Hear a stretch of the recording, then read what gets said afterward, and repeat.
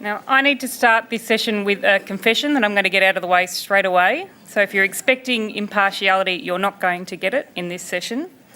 I am a very proud, passionate and vocal Republican. And I'm paid up. Peter will be happy to hear that. Around 6 months ago, I became an official member of the Australian Republican movement. Immediately on joining the ARM, I received an email. And let me tell you, this was no ordinary welcome to membership email.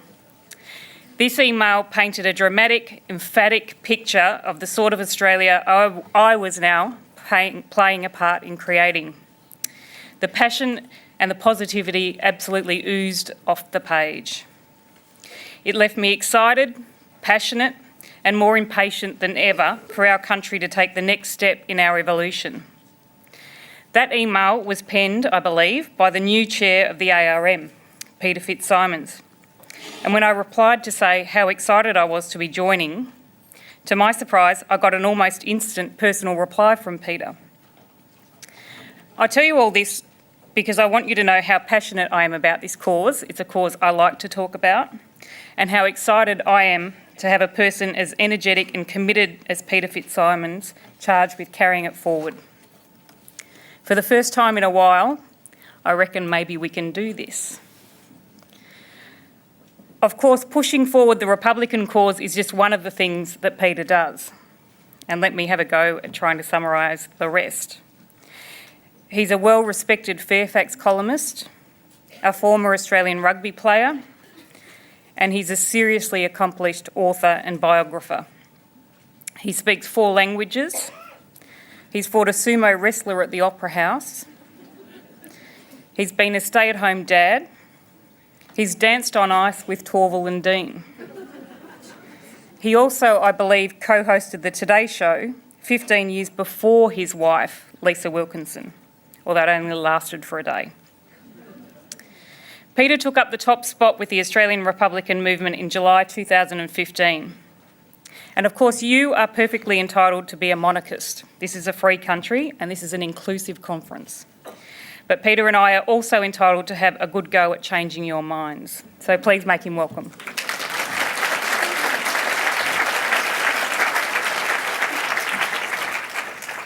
Okay, thank you very much, Kathy, and thank you all for that welcome. I hope I can do justice to that very, very kind introduction. I want to begin by thanking you for the welcome that you've given me. I say I am, you are, we are Australian. This is a great gathering, and as I say, I want to be able to do justice to the occasion. I don't think I know any of you personally. I still feel curiously like I'm among my own. I think probably for the fact that I'm married to Lisa. I'm told by many of my mates makes me the president of the Australian Men Punching Well Above Their Weight Club. And I'm delighted to see so many of my fellow members here today. If after that introduction, a few of you would be looking at me thinking, well, he looks like a former footballer, no doubt about that. There's no way on earth he looks like an author. And if you are thinking that, you're not the first to have so thought. The first time I came to Melbourne with intent was 1989 to bolster the Victorian Rugby Union side against the touring All Blacks. And on the Friday night, I was invited to a black tie soiree, one of the most humiliating moments of my life. It was the opening of the Rembrandt exhibition at the Victorian Art Gallery. Only invited because my sister-in-law was the curator who'd brought it from Holland. And before attending, she'd given me strict instruction, how to wear the black tie properly, how to hold the champagne glass by the stem, and we don't guzzle and throw it down our throat. We sip and we converse and we move on. And I was desperately trying to fit in with the glitterati of the Victorian arts world. Couldn't help but notice the Executive Director General of the Victorian Art Gallery kept sneaking glances at me. What kind of a Neanderthal is this who has wandered into the Victorian Art Gallery by mistake? I managed to work into the conversation. Actually, I have just finished my first book. And he immediately brightened up, congratulated me, and encouraged me to read another one. So I want to warm my way into this by saying I am a great believer in the power of community, and I grew up in a very strong community an hour north of Peach Ridge. Both Mum and Dad returned. Both served in the Second World War. They returned. They carved out 60 acres at Peach Ridge, an hour north of Sydney. They grew oranges, lemons, tomatoes and children. And I was the 7th of those children and the longest of those children. I set a record in Sydney when I was born for the longest child. Mum said I was so long. I was born on the 27th, the 28th and the 29th of June. 1961, and I grew up in this really powerful, strong community of Peats Ridge. And the most exciting moment in my young life was in 1969 when Mum and Dad on the same day took us to the Royal Easter Show and the Moscow Circus on the same day. Got back at 1 o'clock in the morning, too excited to get to sleep. Instead of counting sheep, I started to count the people that lived at Peats Ridge. And 7 in our house with Mum and Dad made 9, the Harrimans, the Hobdays, the Hallidays up the road. Kept counting till I got to about 390 and dropped to sleep. The point being that as an 8-year-old boy, I knew every family in my community, all of their names, all of the people, and I belonged. I was part of that community. These days, the only way that Lisa knows the names of our neighbours is because we see the name on the bottom of the affidavit because our dog barks too loud. And I'm joking, we've actually got good neighbours. But if there is one thing that I think that Australia most needs in 21st century, it is that re-establishment of a sense of community, a sense of belonging. I'm a Bob Dylan nut, and my favourite Bob Dylan line is "Down here next to me in this lonely crowd." And I think much of Australia is in a lonely crowd where they don't have that sense of belonging. So anything that can happen in this conference that promotes community is fabulous. I'm, of course, here for the Republican community, and we are growing. We've quintupled our numbers in the last year. I hope at the end of today we'll sign up, all of you without exception. You'll expect me to tell rugby union stories. I want to, in the name of the Republic, tell a quick story of what I think about Aussie rules, in fact. I was a great critic of Aussie rules when it first came to Sydney. I've since come to the conclusion that it is the quintessential Australian game embodying our greatest values. They talk about Aussie rules. As far as I can see, there are no rules to speak of, and whatever they are seems to be ignored by everybody. I love the fact that in every other sport in the world there is endless spooling back and forth. Did he put his foot in? Did he put his foot out? I love the fact that even in an Aussie rules grand final, you see the bloke tearing along the boundary line, foot in, foot out, ball in the right hand, ball in the left hand. Close enough's good enough, mate. Just keep going. There are 36 football codes in the world. 35 of them have an offside rule. There is only one football code in the world, no offside rule. You're an Australian, mate. Go where you damn well please. But the best of it, the absolute best of it, is the scoring system. The 2 big poles in the middle, the 2 little poles outside, and if you go for goal and you get it, you bloody beauty, 6 points. And if you miss, well, you had a go, take a point. The only sport in the world where you get a point just for having a go. And so what we most want with the Australian Republican movement, with our fellow Australians, with people like you who are involved in your communities, help us to have a go to change this system, and the system that we are under, which has served us well to a certain point, but it is time to change. And when I'm talking about this, I have to hold myself back a little bit. The first time I did an interview on it, my wife Lisa was beside me. We were driving back from the snow. I did 20 minutes on Radio National. Put the phone down. I thought that went pretty well. She said, if I can just give you one bit of advice if you're going to be the chair of the Australian Republican movement. I said, yes, darling, what's that? She said, don't be a loud dickhead. And I'm aware that inside me it sometimes boils over and comes out too strongly, so I do try to hold myself back. But if you can just indulge me for a moment, let me say this, and I mean it. In the 21st century, it is ridiculous, it is embarrassing to think that we in Australia can do no better than to find our head of state from one family of English aristocrats living in a palace in London. We are better than that. We are a stronger people, we're a more self-confident people, and we can do better. How can we do better? How can we change the system? That is for us to democratically decide as a people. I described in the National Press Conference speech that I did last year, National Press Club speech, I said at the Australian Republican movement, we are like a toy plane convention at St Mary's Cathedral. That is, we are a very broad church with lots of models that will fly. And we want all of those models in the movement. Whatever your ideas are, we want you to join the movement. We want you to be a part of it.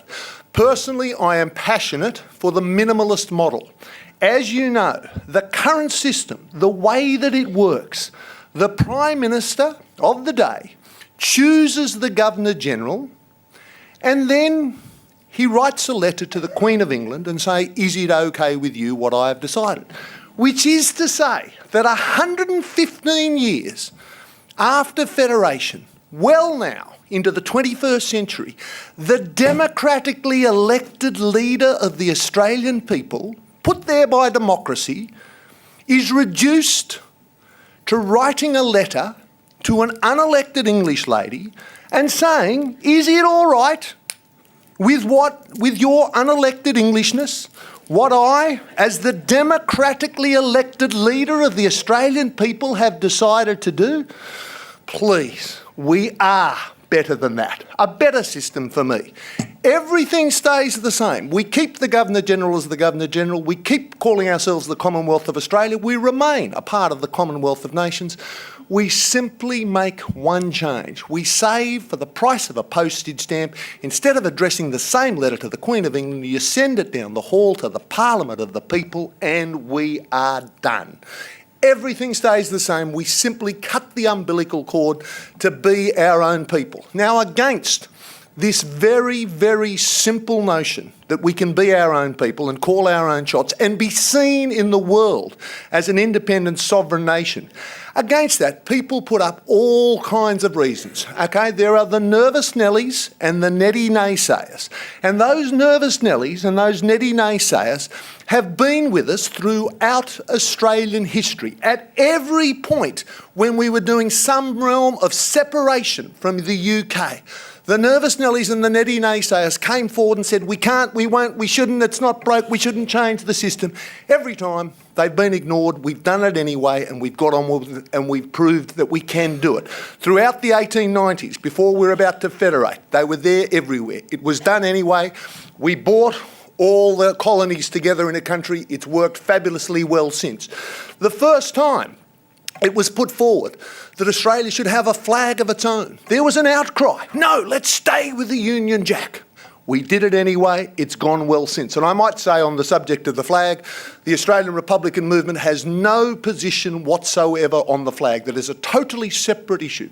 I, however, do have a view on the flag.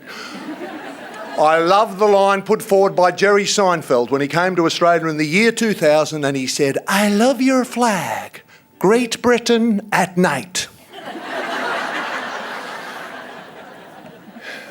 In 1930, the Prime Minister, James Scullin, came up with not a revolutionary idea, but an evolutionary idea. And it was a very simple idea. And the idea was, instead of having minor British aristocrats and generals as the Governor-General of Australia, why don't we have one of our own? Why don't we have an Australian?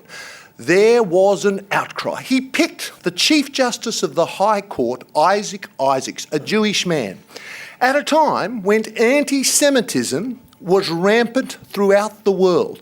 150,000 Australians signed a petition to King George to say, we can't, we won't, we shouldn't, we can't have this guy.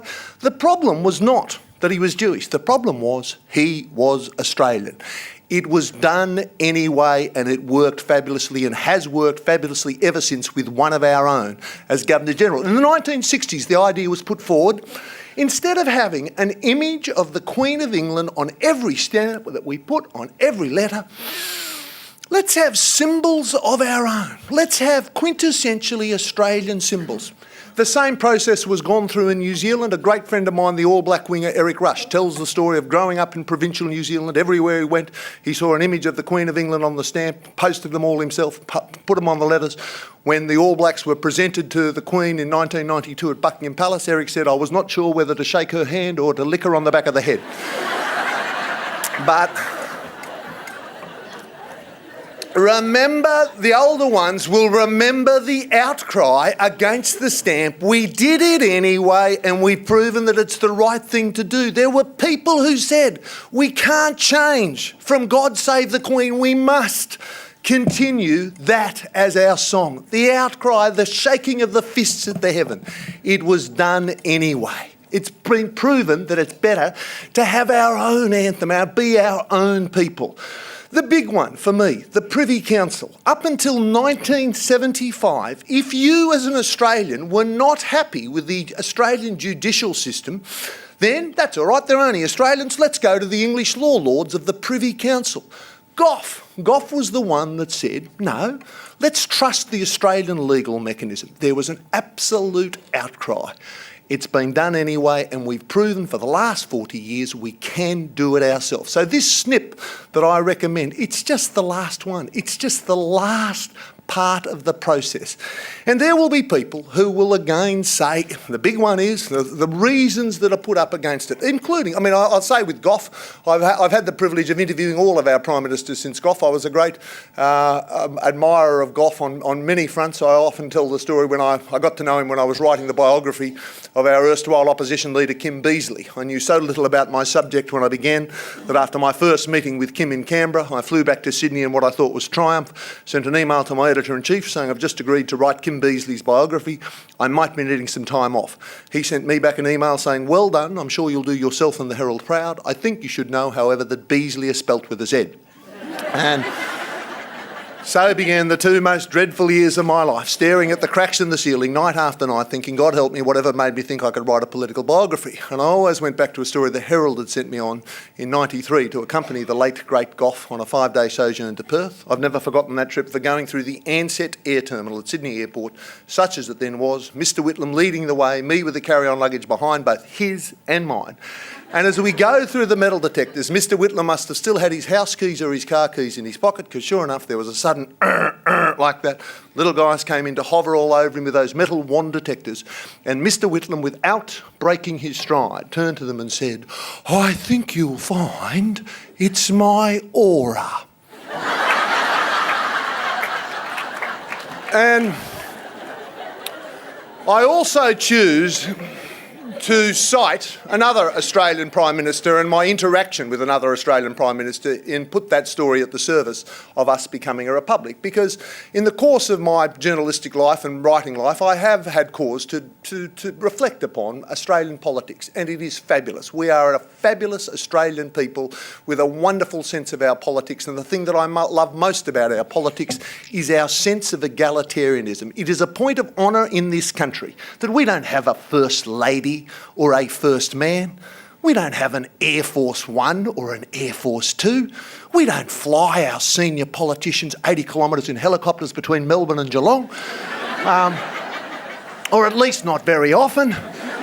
We like our leaders to remain of the people, and we punish them should ever they get uppity on us. And the best example I can offer, and this is exactly what happened in '91, after 6 months of faxes and phone calls, I was finally able to achieve an interview with the Prime Minister of the day, Bob Hawke. All he could spare me was 10 minutes at half-time of a soccer game between Australia and Brazil.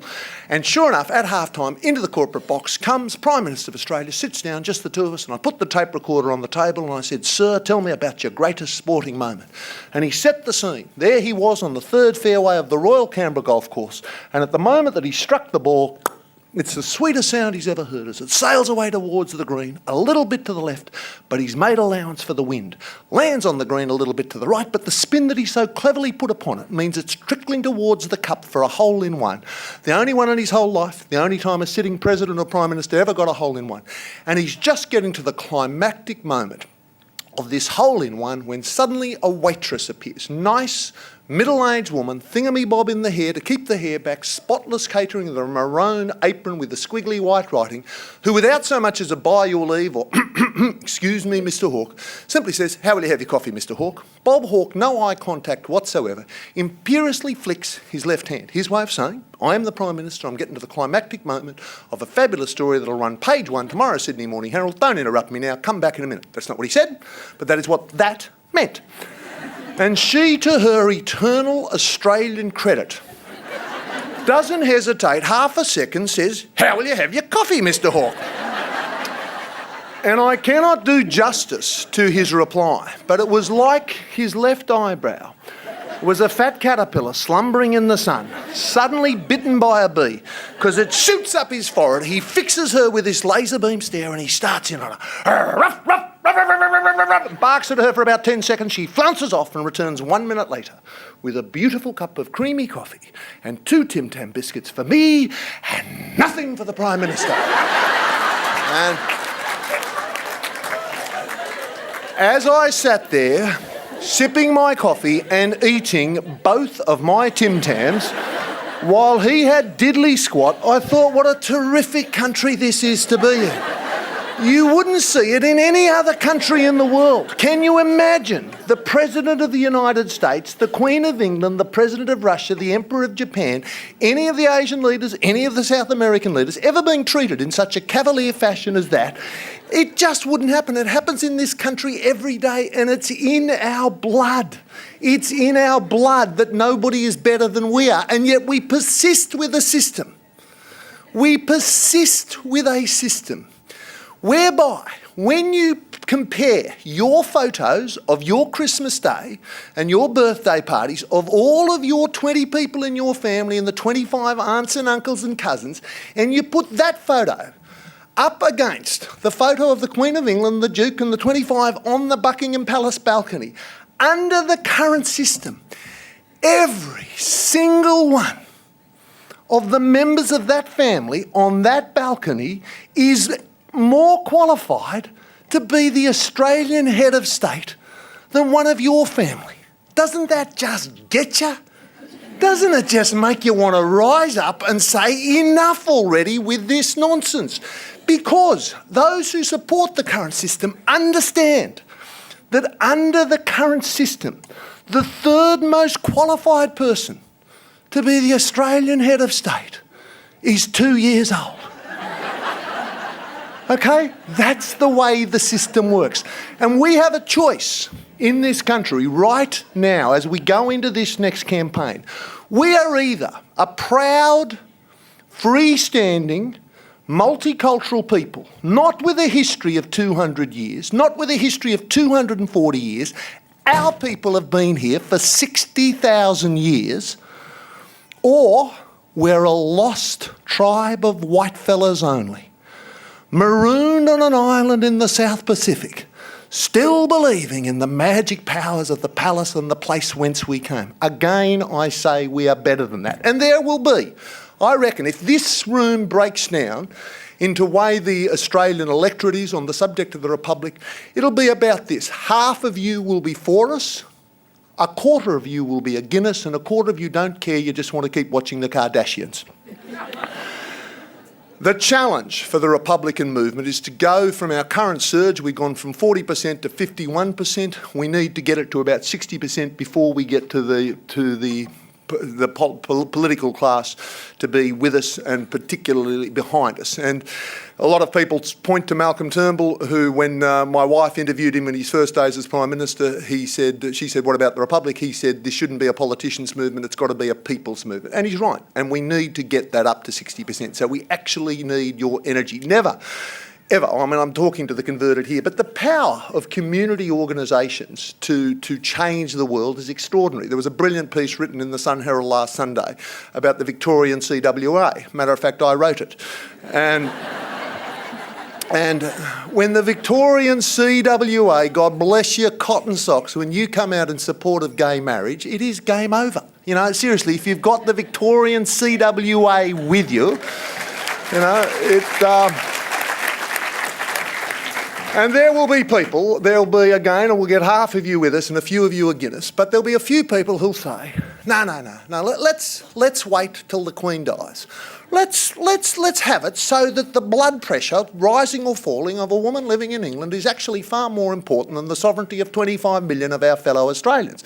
Among those who take that view is our Prime Minister. And I mean, the thing I just want to put to you on this, there is a choice on that. We can either do it as grown-ups, or we can do it as littlies and slip out the back. I mean, let's just say we wait until the Queen dies. Imagine the scene. The helicopters are in the air over Westminster Abbey. The world is watching as they farewell a great English Queen, and she is. And what? Zoom in there, Larry. What's happening out the back? Who's slipping out the back of Westminster Abbey? It's Australia. with the akubra, with the dryzabone, the rolling out the corner of the mouth, slipping out the back, throws it on the steps, punts it out, and who's coming up the other way?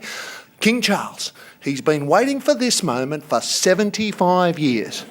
And Australia takes one look at him and says, you bastard.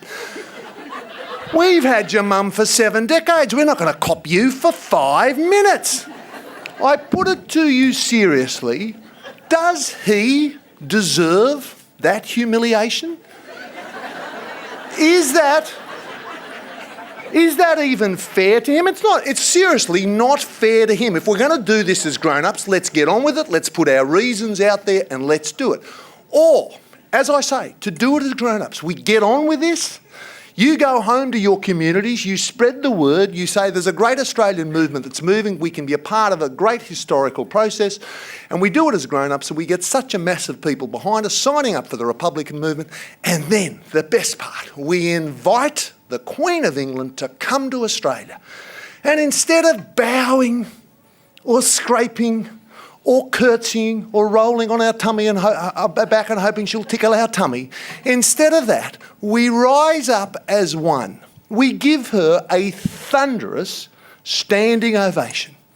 And we say sincerely from the heart, thank you, Your Majesty, for the sterling service you have rendered our nation. We will be forever grateful. She hands over the keys, we kick the tyres, we start the engine, we take it for a burn around the block, we'll say we'll buy it, and then we give her a lift to the airport. And we're done. And what a fabulous moment it would be to be a part of. And that moment will come in 4 or 5 years if we get behind it. And when it does, when Australia becomes a republic, when that wonderful day happens and that even better night, how proud people will be to be Republicans. But those who've been a member of the Republican movement can be something more. They can be pleased because they've actually had something to do with it. As I say, against it, the reasons that are put out against it, one of my favourites is, no, we'll be kicked out of the Commonwealth Games.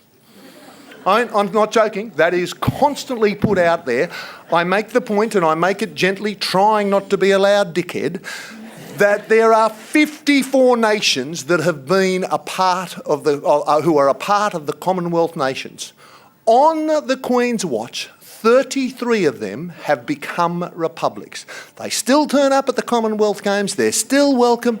The CHOGM meeting, the Commonwealth Heads of Government, that was held last year in October, was held in Malta. What is Malta? It's a republic. It's been a republic, a successful republic for 40 years.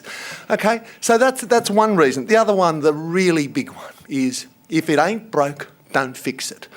Please, when half the people define themselves as Republicans, say, I don't want that system, the system is broke. And we're not talking about Joe's bulldozers to wipe out the whole system and build it up afresh. We're talking about, in the minimalist model, it's a simple tweak, it's a simple cutting of the umbilical cord. I could go on, it won't surprise you.